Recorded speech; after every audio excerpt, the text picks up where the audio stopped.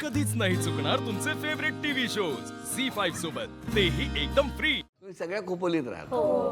काय कोकण मस्त म्हणजे एरिया वेगवेगळा. गगनगिरी महाराजांच्या पदस्पर्शाने पावन झालेली अशी ही पुण्यभूमी, हा खंडाळ्याच्या पायथ्याशी अशा छान वातावरणात, निसर्गरम्य वातावरणात, थंडगार वातावरणात तुम्ही राहता, पण घरातलं वातावरण गरम करता. काय आता ह्याच्यात हसण्यासारखं काय आहे? तुमच्या घरी कोण कोण आहे हो? मिस्टर, मी आणि माझी मुलगी. मग का वातावरण गरम होतं? होते गरम होतं थोडंसं कधी कधी होतं. होतं. बर, तुमच्या घरी कोण कोण आहे? माझी 2 मुलं, मिस्टर आणि सासूबाई. सासूबाई. हो. मग काय गरम कोणामुळे होतं? मिस्टरांमुळे की सासूबाईंमुळे? नाही नाही, मुलांमुळे होतं. मुलांमुळे. हे आपलं सगळं कारण की- मुलांवर ढकलून मोकळे होता तुम्ही. नाही नाही, मी जॉब करते. हो. मग जॉबवरून आल्यानंतर थोडा घरात पसारा वगैरे असतो, त्यामुळे मग थोडं होतं. मी, माझे मिस्टर आणि माझी 2 वर्षाची मुलगी आहे. तिघे राहतो आम्ही इथे खोपोलीमध्ये. मी पण जॉब करते. मी सिव्हिल इंजिनियर आहे. साईटवर जेवढी तापते मग घरी आल्यावरही तेवढी तापते. अरे साईटवरच तापा ना काय ते. नमस्कार. तुमच्या घरी कोण कोण? सासू आणि सासरे ऑफ झाले. मिस्टर, माझी मध्ये 2 मुलं. मुलगा बाहेर असतो, मुलगी आता 12वीची परीक्षा दिली. तुमच्या घरी कोण कोण? माझ्या घरी मी, माझ्या 2 मुली, माझे हस्बंड आणि माझी आई असते.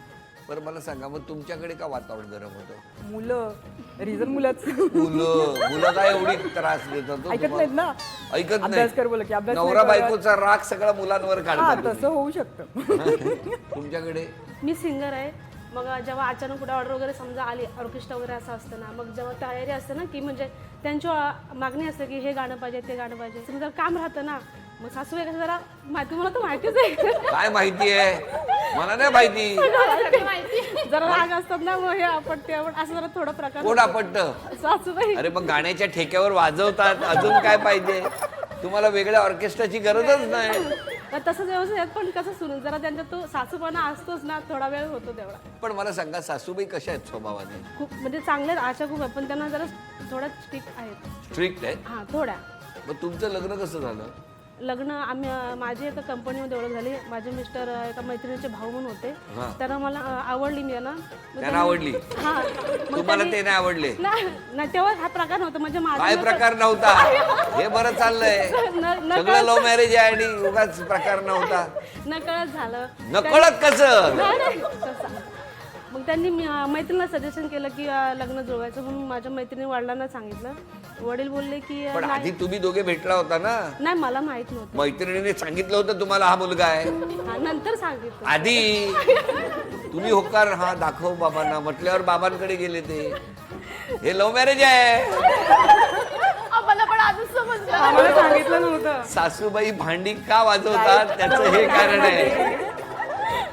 आपल्याला उगाच टेन्शन आलेलं. मग काय लव्ह मॅरेज होतं ना ते? नाही, अरेंज नंतर झालं. नंतर केलं अरेंज तुम्ही? बरं तसं तर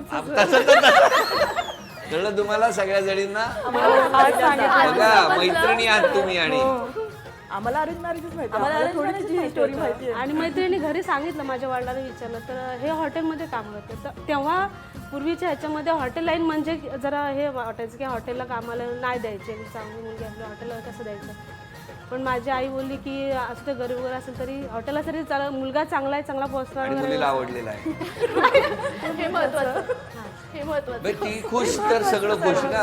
आणि त्यांना तर त्याच्याच बरोबर करायचं होतं, होय ना? झी5 ॲप डाउनलोड करा आणि पहा सर्व एपिसोड्स एकदम फ्री.